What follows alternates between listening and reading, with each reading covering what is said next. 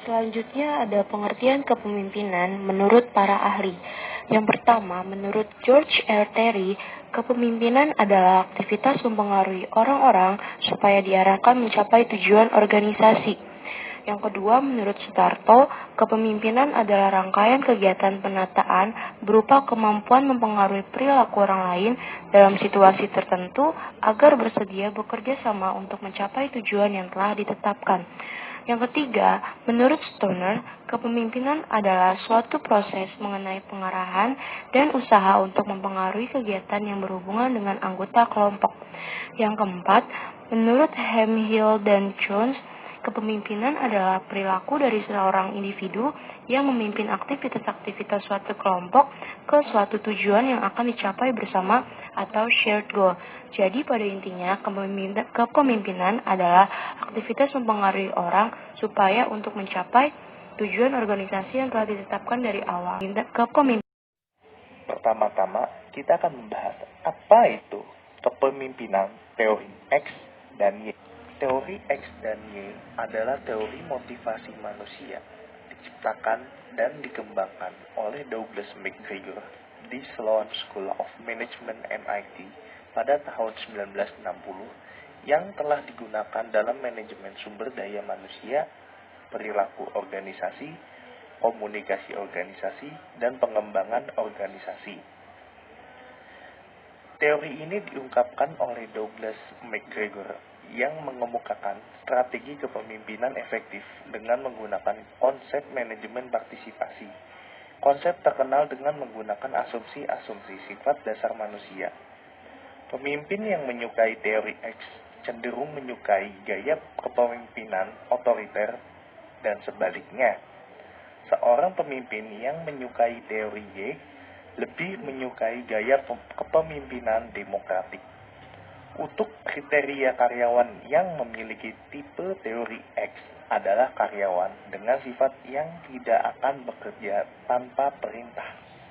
Sebaliknya, karyawan yang memiliki tipe teori Y akan bekerja dengan sendirinya tanpa perintah atau pengawasan dari atasannya.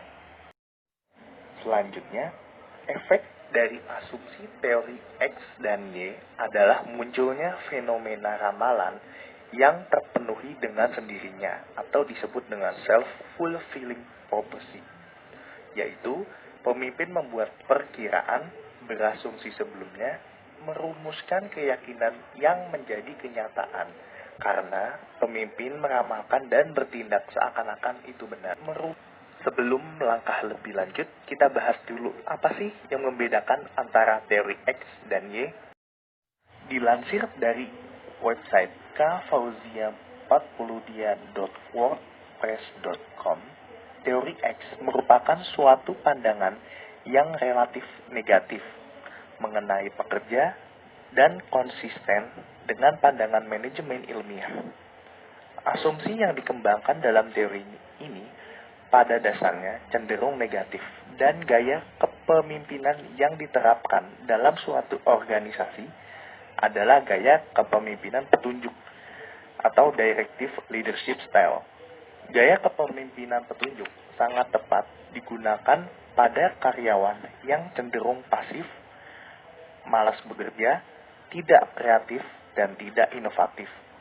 Dalam teori ini, komunikasi yang terjadi antara manajer dengan para karyawan cenderung satu arah, yaitu komunikasi dari manajer ke karyawan, sehingga karyawan lebih sering menuruti kata manajer tanpa punya inisiatif.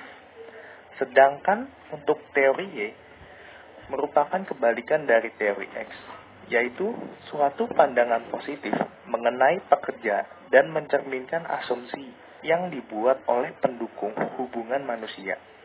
Teori ini pada dasarnya cenderung positif dan gaya kepemimpinan yang digunakannya adalah gaya kepemimpinan partisipan, di mana karyawan pada dasarnya memiliki semangat kerja yang tinggi, rajin, dan memiliki komitmen yang tinggi.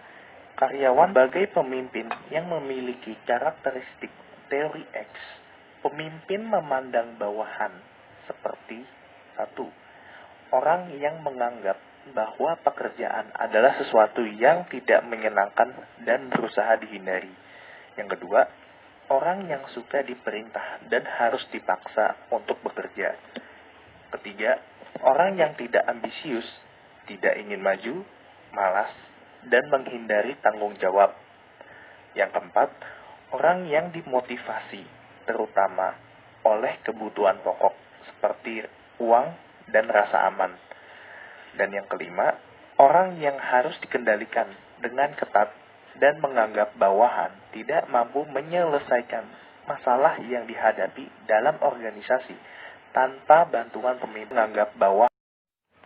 Sedangkan untuk teori Y, pemimpin memandang bawahan sebagai orang yang berpendapat bahwa pekerjaan adalah sesuatu yang menyenangkan dan alamiah seperti bermain. Lalu, orang yang mempunyai pengendalian diri dan pengawasan diri jika mereka terlibat pada pekerjaan.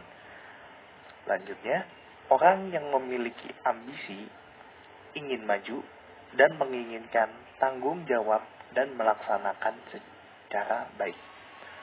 Lalu, orang yang dimotivasi terutama oleh kebutuhan yang lebih tinggi, seperti kebutuhan berprestasi dan sebagainya. Dan yang terakhir, orang yang mampu menyelesaikan masalah secara mandiri dan bertanggung jawab dan kreatif, sehingga tidak perlu pengawasan yang ketat menyelesaikan.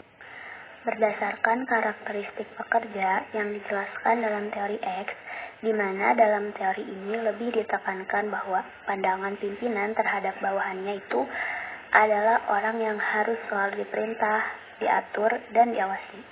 Maka, kesesuaian gaya kepemimpinan yang tepat atau yang biasa digunakan dalam teori X ini biasanya pemimpin menggunakan gaya kepemimpinan directing, gaya kepemimpinan coaching, dan gaya kepemimpinan autokratis.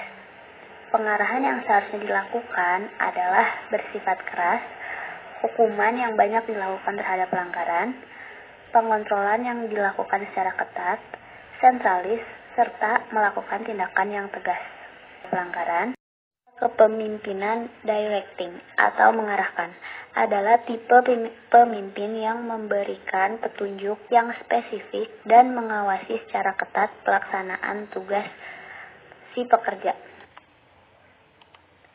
Melatih atau coaching, yaitu tipe pemimpin yang terus mengarahkan dan mengawasi secara ketat penyelesaian tugas tetapi juga menjelaskan keputusan, meminta saran, dan mendukung kemajuan para pegawainya.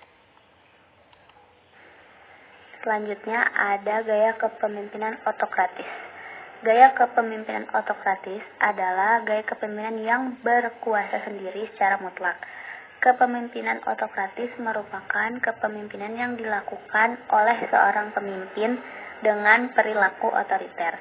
Jadi, pemimpin autokratis beranggapan bahwa segala aktivitas dalam organisasi akan lancar apabila segala sesuatu ada di tangan pemimpin. Sedangkan untuk ciri-ciri pekerja yang termasuk pada teori Y, gaya kepemimpinan yang sesuai adalah gaya kepemimpinan yang diarahkan agar tujuan organisasi dapat tercapai. Gaya kepemimpinan itu adalah kepemimpinan delegating, gaya kepemimpinan participation, dan gaya kepemimpinan kendali bebas. Pengarahan yang dilakukan lebih bersifat mengikuti pengontrolan longgar, serta cara memimpin yang demokratis. Banyak pelimpahan wewenang, mengikutsertakan bawahan dalam pembuatan keputusan. Banyak pelimpahan. Gaya kepemimpinan delegating atau mendelegasikan merupakan gaya kepemimpinan di mana pemimpin menyerahkan tanggung jawab untuk pengambilan keputusan dan pemecahan masalah terhadap bawahannya. Kemudian ada gaya kepemimpinan yang participating atau mengikutsertakan, yaitu di mana pemimpin memberikan fasilitas dan mendukung usaha bawahannya ke arah penyelesaian tugas dan membagi tanggung jawab untuk membuat keputusan dengan mereka. Gaya kepemimpinan kendali bebas mendeskripsikan pemimpin yang secara keseluruhan memberikan karyawannya atau kelompok kebebasan dalam pembuatan keputusan maupun menyelesaikan pekerjaan menurut cara yang paling sesuai menurut karyawan tersebut. Pembuatan keputusan. Peran kepemimpinan menurut Mintzberg. Mintzberg menyatakan terdapat 10 peran pemimpin yang terbagi dengan 3 kaitan. Yang pertama, peran pemimpin yang berkaitan dengan perilaku hubungan antar pribadi, dan yang kedua, peran pemimpin yang berkaitan dengan pemrosesan informasi, dan yang ketiga, peran pemimpin yang berkaitan dengan pembuatan keputusan. Yaitu peran pemimpin yang berkaitan dengan perilaku hubungan antar pribadi. Terbagi menjadi 3. Yang pertama, peran pemimpin. Pemimpin mengarahkan dan memberi pedoman kepada pengikut. Yang kedua, peran penghubung.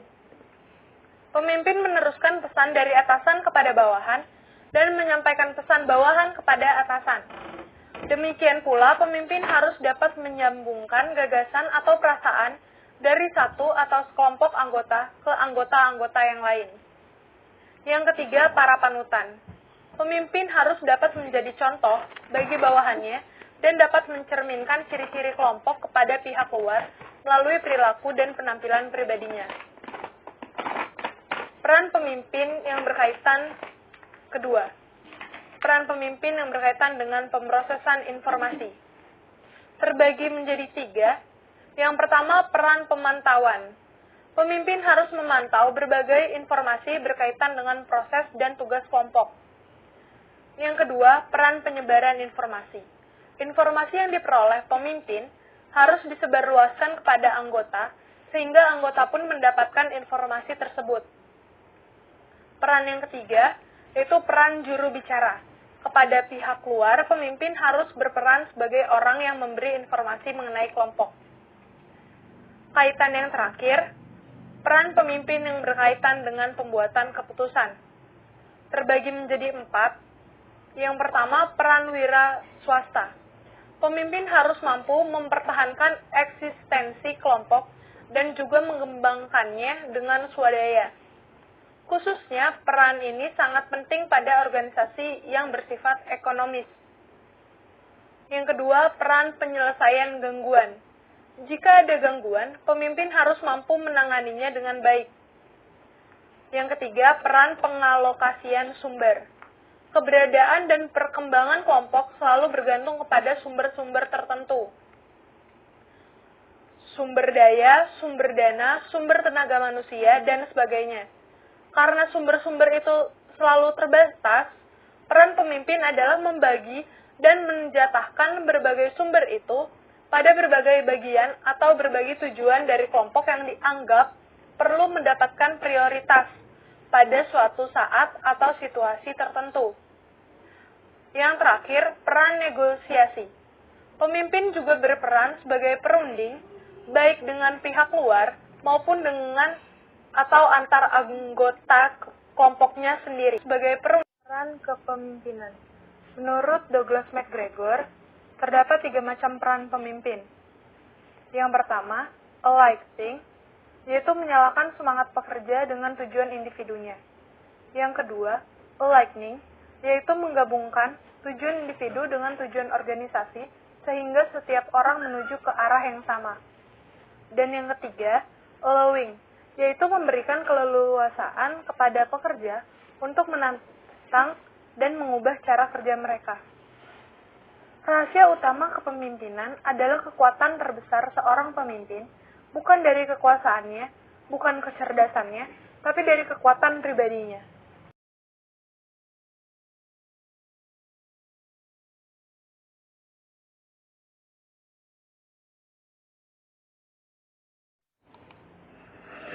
Dampak kepemimpinan teori X. Jadi, secara umum, para pemimpin dari teori X percaya bahwa karyawan atau bawahan mereka cenderung kurang cerdas, malas, dan bekerja semata-mata untuk mendapatkan pendapatan yang berkelanjutan. Para pemimpin ini menimbulkan bahwa tenaga kerja biasa beroperasi lebih efisien di bawah pendekatan langsung ke manajemen. Para pemimpin teori X percaya bahwa semua tindakan harus dapat dilacak di individu yang bertanggung jawab.